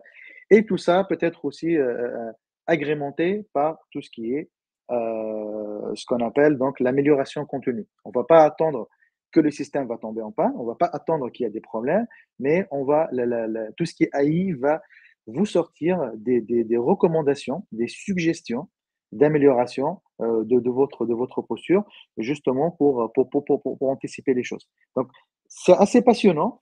Ça commence à arriver, que je vous dis, donc on a des clients qui nous ont demandé en tout cas que ce soit de créer des formations ou de faire de l'accompagnement par rapport à ces sujets-là, parce que l'ensemble des entreprises aujourd'hui sont sensibilisées par rapport à ces questions, que ce soit sur la partie SRI ou pour d'autres thématiques. Donc ça, c'est plutôt pour la partie SRI en pratique. Donc, je voulais vraiment donner quelques éléments. Vous avez compris que ce soit quand on construit une infrastructure from scratch ou quand on est sur des projets existants, on veut faire de la modernisation. La partie SRI, on peut en tout cas l'adopter à n'importe quel moment. Il n'est jamais trop tard pour l'adopter, en tout cas, si les conditions sont remplies. Parce que rappelez-vous, on ne fait pas du SRI pour faire du SRI. Avant de passer en tout cas sur la partie Q&A, je voulais aussi vous partager un certain nombre de ressources que vous pouvez consulter pour l'apprentissage et pour en apprendre plus sur SRI. Je pense que le point d'entrée principal, c'est sri.google. Donc ça, vraiment, c'est le site de Google Cloud sur la partie Reliability Engineering. Donc c'est un site qui regorge de ressources, clairement. Donc vous allez trouver énormément de choses. Donc vous pouvez le voir ici, hein, je vais le partager. Donc vous allez donc avoir un certain nombre de témoignages, vous allez avoir accès à des livres, hein, je vais en parler juste après. Voilà, donc il y a énormément de ressources qui sont disponibles à lire, il y a des articles, voilà, donc il y a beaucoup de choses à voir, des vidéos, ainsi de suite. Euh, donc les livres, je fais un focus sur les livres, c'est assez intéressant. Donc il y a trois livres principaux, en tout cas, mais il y en a d'autres, hein, sur la partie SRI qui ont été écrits par des ingénieurs chez Google, qui sont gratuits. Vous pouvez donc les consulter en ligne gratuitement. Après, si vous voulez la version papier, donc là, faudra l'acheter. Mais déjà, ça permet de donner déjà énormément d'informations par rapport à l'état de l'art de la partie SRI qui a été créée initialement, en tout cas par des ingénieurs chez Google et qui continue en tout cas à être pratiqué au quotidien. Euh, il y a aussi, donc je fais référence en tout cas à la relation entre SRI et DevOps. Il y a une playlist dans YouTube qui est faite par deux Googlers, notamment Seth Vargo et Liz Fong Jones. Donc Seth Vargo, c'est un ancien de HashiCorp, je pense qui a contribué en tout cas à la création de Terraform. Et donc c'est quelqu'un qui est déjà venu dans les logos de Google en France, qu'on a déjà rencontré, qu'on a déjà interviewé. Voilà, donc ils ont fait en fait une série de vidéos qui va vulgariser les pratiques SRE et surtout montrer la relation avec la partie DevOps. Donc je pense que vous avez compris le jeu de mots si vous connaissez un peu les langages de programmation orientés objets, où SRI, donc c'est la classe, et DevOps, c'est un peu l'interface. Et donc SRI implements DevOps. Donc ça, c'est très intéressant. Donc j'ai mis les liens aussi en bas des slides qu'on va vous partager. Et donc je pense que c'est des ressources qui sont assez précieuses. Euh, Vous avez aussi un cours sur Cloud Skills Boost. Donc Cloud Skills Boost, donc c'est la plateforme e-learning de Google. Et donc il y a un cours qui peut être intéressant pour les débutants. C'est un cours gratuit. On l'estime à une journée, mais après c'est à vous de voir le rythme d'apprentissage que vous voulez adopter. Et donc, ça s'appelle Developing au Google Cloud, au Google SRE Culture. Et donc, ça vous permet d'être initié par rapport à la culture SRE, parce qu'avant tout, c'est une culture, la partie SRE, avant que ce soit des pratiques concrètes. Je voudrais finir aussi par les formations. J'en ai parlé en introduction, hein, par rapport à Sphere Institute, notre organisme de formation. Donc aujourd'hui, donc nous, on est Authorized Trainer Partner. Et donc en tout cas, on a l'autorisation de donner l'ensemble du catalogue de Google Cloud d'un point de vue formation, que ce soit sur l'infra, la data, la sécu. Donc les formations, je pense, qui sont liées à la thématique d'aujourd'hui. Donc d'abord, donc, Architecting the Google Cloud Platform, Design and Process. Donc c'est une formation de 2 jours qui souvent donnée après la formation d'architecte dans le parcours des cloud architectes.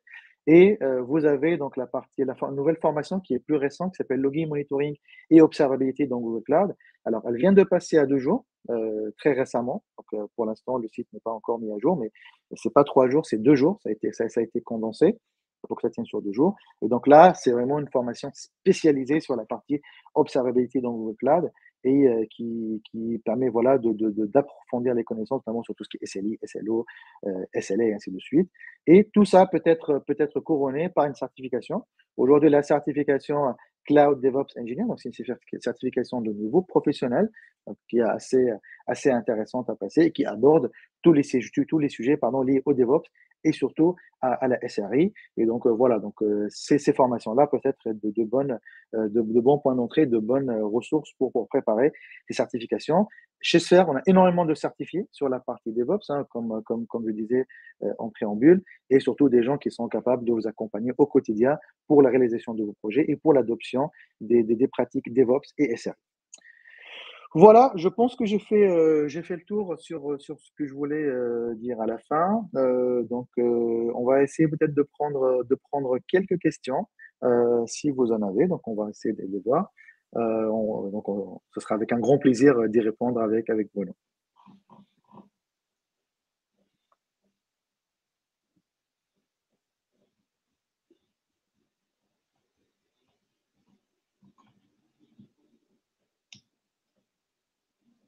Je ne sais pas si on a des questions. Je pense que tout a été clair, Bruno, hein. Pas de questions. Je ne sais pas si les gens peuvent poser leurs questions de façon écrite ou aussi avec le micro. Je ne sais pas ce qui est ouvert ou pas en fait. Avec le micro, je ne pense pas que ce soit possible, à Donc en moins fait, de il faut les les écrire dans inviter. la section Q&A, c'est ça? Ouais. Q&A ou dans le chat, mais plutôt dans le Q&A, si ce sera plutôt appréciable. Ah oui. Général chat. Déjà, si vous avez apprécié le webinaire, n'hésitez pas à mettre des pouces dans Vimo, à mettre des pouces, voilà, mettre des applauses. Ça peut être sympa. Et bon, on va attendre peut-être quelques instants. S'il n'y a pas de questions, je pense qu'on va conclure ce webinaire. Voilà. Donc, il y a pas mal d'emojis là qui montent dans Vimo. C'est assez sympa. Alors, il y a une question. Je ne sais pas si tu les vois, Bruno. Alors, elle est dans le chat. Ah non, Q&A. Ok, elle n'est pas dans le Q&A, chat. exactement. Ah, il y en a même deux. Alors c'est parti, Vincent. Avez-vous des recommandations d'outils pour la détection d'anomalies, la maintenance prédictive? Donc non, moi j'ai pas de recommandation d'un outil en particulier de mon côté. Par contre, comme le disait Céphidine tout à l'heure, les plateformes d'IA prédictives peuvent être tout à fait intéressantes pour ça. Et donc, oui, là-dessus, on a effectivement chez Google de la technologie pour le mettre en œuvre en assemblant un peu les briques. Céphidine, de ton côté? Je pense que j'ai pas un outil précis à recommander parce que ça fera un peu du tort aux autres, hein. Je pense que le marché aujourd'hui, il y a pas mal de produits. La plupart des produits SIEM aujourd'hui ont intégré des capacités de machine learning, clairement, où ils vont proposer des suggestions, des recommandations qui vont aider aussi à écrire les requêtes pour la détection d'anomalies, pour écrire les règles. Donc, clairement, c'est quelque chose qui est assez, en tout cas, la partie AI, c'est quelque chose qui est assez nouvelle, hein, clairement, mais la plupart des produits SIEM l'intègrent. Voilà. Donc, je pense qu'il n'y a pas un outil qui répond à toutes les questions, mais ça reste quelque chose qu'on pourra aborder peut-être un peu plus de détail par la suite. Il y a une question de Laurent. Comment se lancer sur cette approche SRE? Par quoi commencer? Donc, pour démarrer, l'idée, ça serait d'identifier des applications candidates pour faire la démarche de bout en bout avec une première application. Donc, et ça répondrait peut-être aussi à la question quels sont les freins connus à la mise en place de SRI dans les grandes entreprises. Ben, typiquement, si on se dit je voudrais que parce que je suis une grande entreprise et parce qu'avant j'avais fait par exemple un modèle utile pour tout le monde, je voudrais faire un modèle SRI pour tout le monde, ça serait clairement un frein et un écueil. Donc, la recommandation, ça va être d'abord de commencer par un use case et de mettre en œuvre Site Reliability Engineering sur ce use case-là. Du coup, pour arriver à se mettre en œuvre correctement, il faut l'identifier et on va retomber sur nos deux critères clés, à savoir que cette application-là, lorsqu'elle ne fonctionne pas, il y a un véritable impact métier, donc elle a un besoin de fiabilité important et en même temps, c'est une application qu'on n'a pas achetée sur étagère, qu'on met à jour tous les 3 ans, comme un ERP par exemple, mais c'est une application sur laquelle on a sa propre équipe de développement qui intègre évidemment des ressources partenaires à l'intérieur, aucun souci, mais voilà, qu'on pilote réellement et sur laquelle donc le rythme de release est fréquent.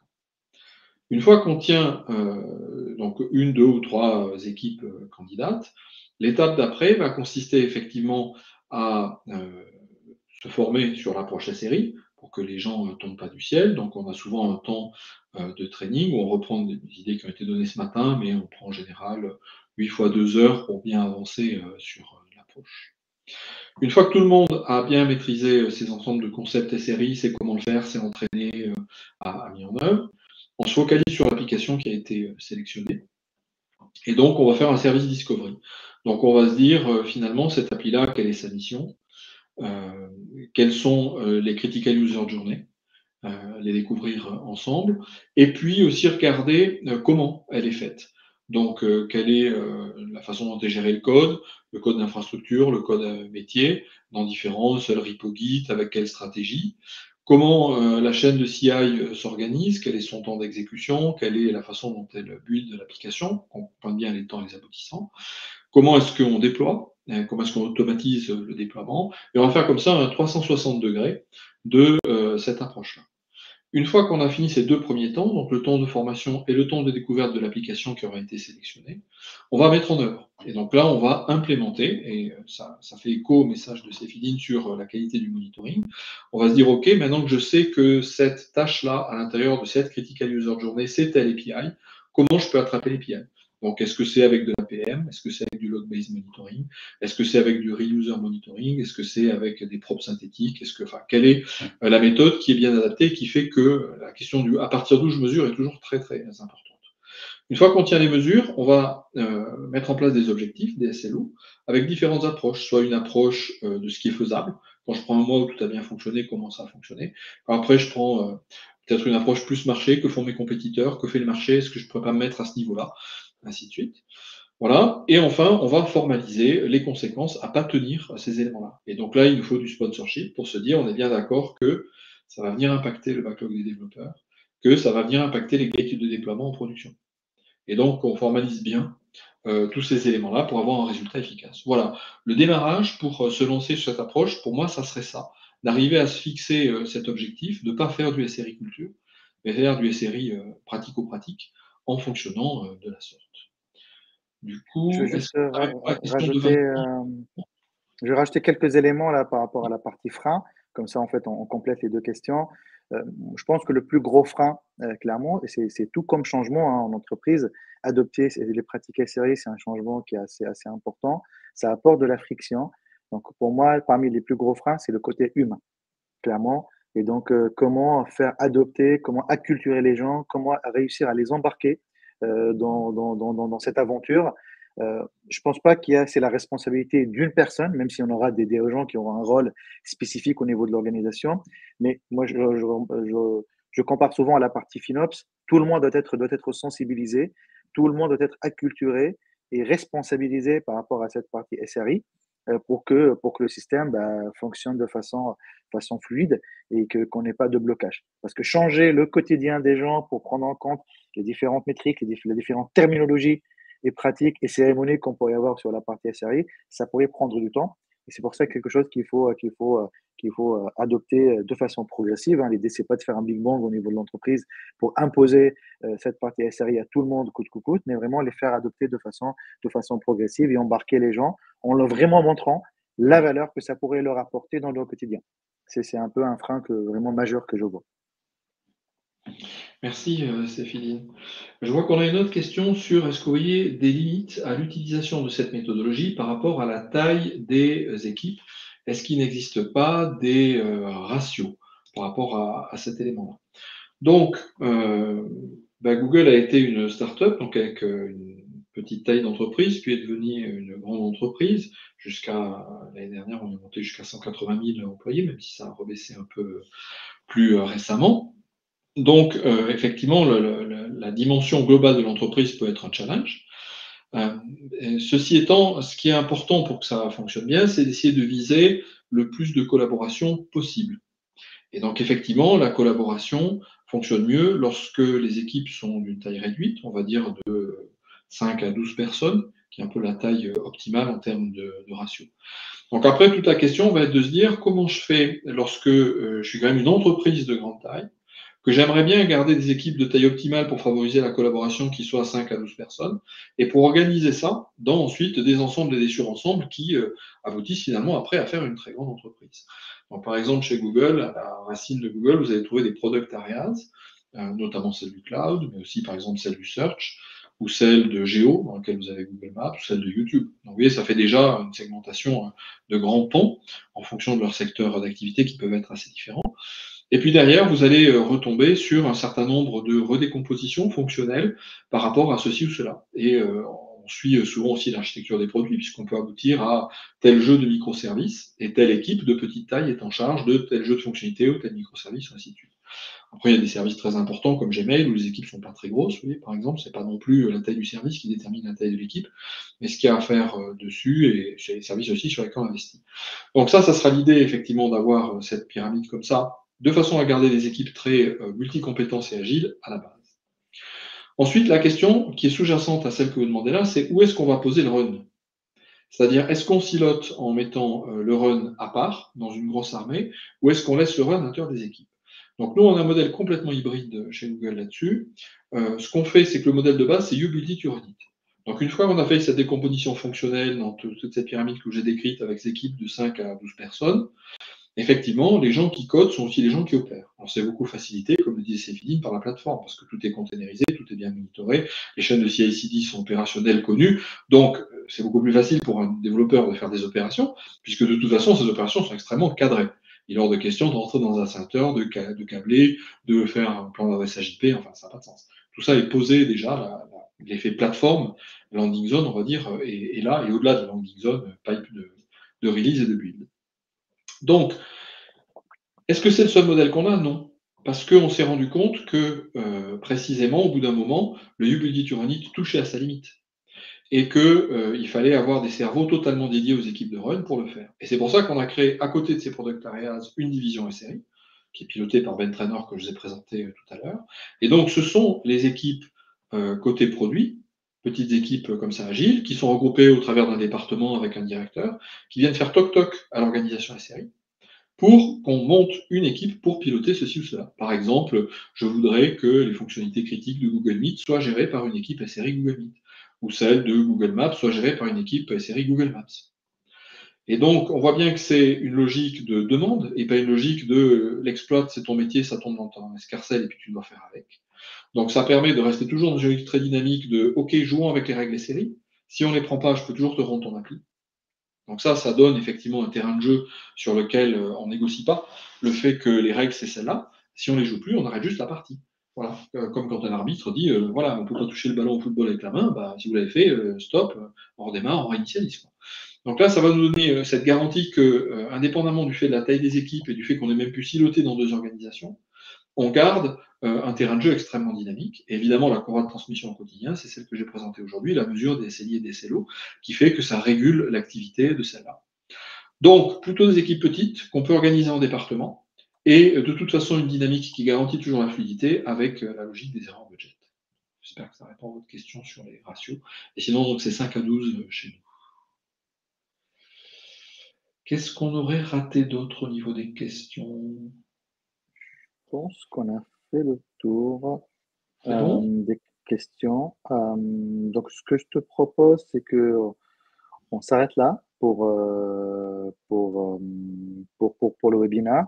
On sera dans la partie bah, loge avec les différentes tables où les gens peuvent en tout cas se connecter, ouvrir leur micro, leur caméra directement. Si peut-être ils ont quelques questions, je pense qu'on sera là pendant 10-15 minutes après l'événement.